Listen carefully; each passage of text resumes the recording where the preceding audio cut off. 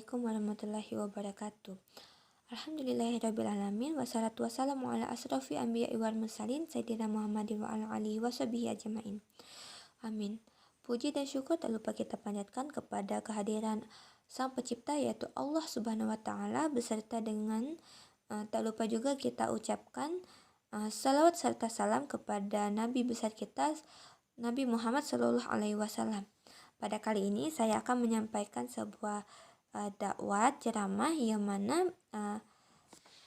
temanya yaitu sangatlah tidak jauh dari kehidupan sehari-hari kita, yaitu tentang ghibah.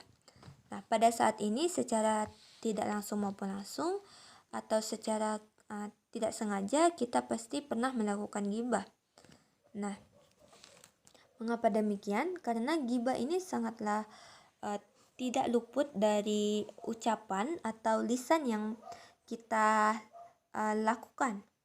Nah, Rasulullah Shallallahu Alaihi Wasallam pernah bersabda pada sebuah hadis riwayat Muslim dari Abu Hurairah, yang mana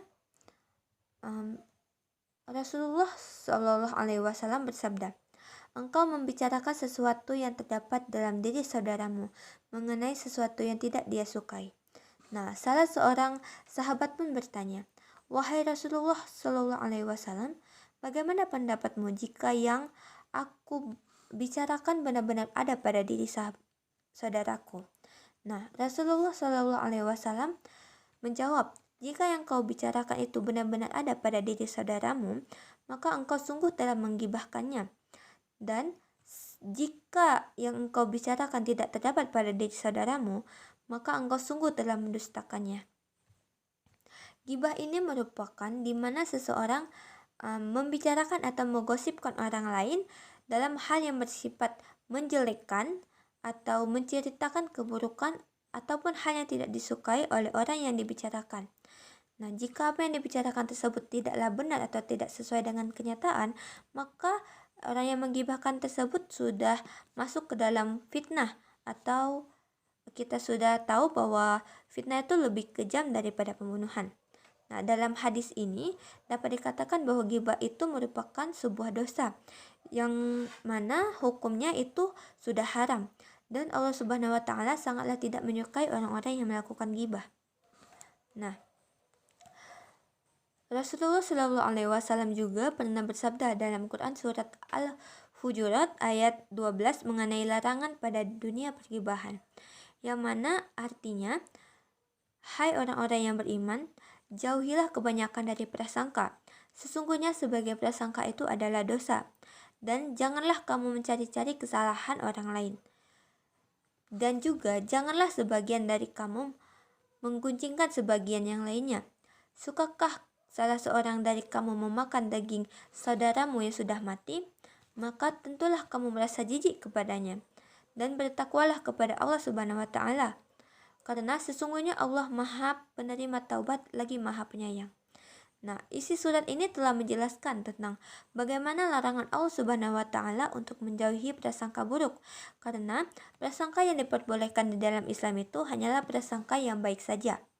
Nah, dalam surat ini juga Allah Subhanahu wa Ta'ala melarang untuk mencari-cari keburukan orang lain, dan juga Allah juga melarang manusia untuk berghibah. Nah, orang yang melakukan ghibah ini diibaratkan dengan orang yang memakan bangkai saudaranya sendiri. Nah, pada zaman Rasulullah Shallallahu Alaihi Wasallam, terkadang bau busuk ghibah itu sudah menyebar kemana-mana dan sangat tercium.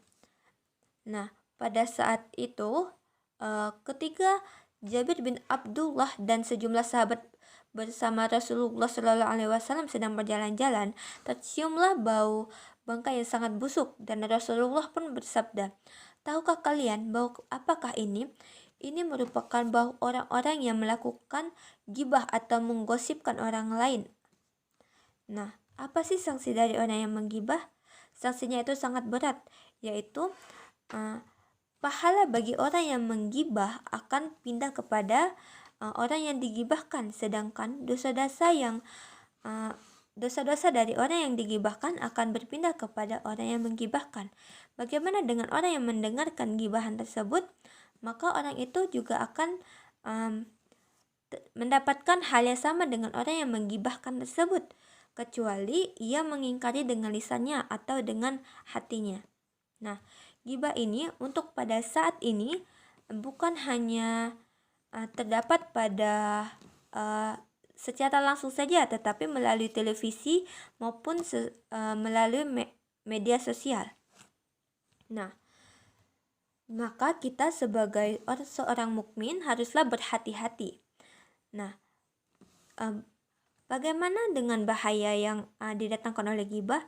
Nah, bahayanya ini sangat besar atau sangatlah negatif, yaitu berupa kemurkaan Allah Subhanahu wa taala, yang mana kita yang melakukan gibah akan mendapatkan kemurkaan dari Allah Subhanahu wa taala. Dan juga kemudian ya, gibah itu menghilangkan rasa empati terhadap orang lain. Kemudian dapat juga meruntuhkan atau memutuskan tali silaturahim, serta juga dapat memicu perkelahian. Nah, daripada itu, maka para saudaraku, mari kita jauhi gibah, karena Allah Subhanahu wa taala sangatlah tidak menyukai orang-orang yang bergibah. Nah, lebih baik kita mengurusi aib diri sendiri atau menjauhi aib orang lain, dan kita mendekatkan diri kepada Allah Subhanahu wa taala. Karena berbicara itu nilainya perak dan diam itu nilainya emas, yang mana maksudnya itu daripada kita berbicara hal-hal yang tidak bermanfaat dan menimbulkan dosa, lebih baik kita diam. Sekian dari saya, maaf jika banyak kata-kata yang salah. Wassalamualaikum warahmatullahi wabarakatuh.